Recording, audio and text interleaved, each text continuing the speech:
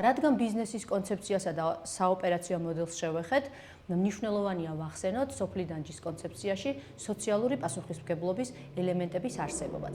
მე როგორც ამ ბიზნესის იდეის ავტორსა და განმახორციელებელს, ყოველთვის მნიშვნელოვნად მიმაჩნდა, რომ ძალიან პატარა ბიზნესებიც კი თავის თავს უსვამდნენ კითხვებს, როგორია მათი გავლენა იმ გარემოზე, სადაც ბიზნესი ცხოველმოქმედებს.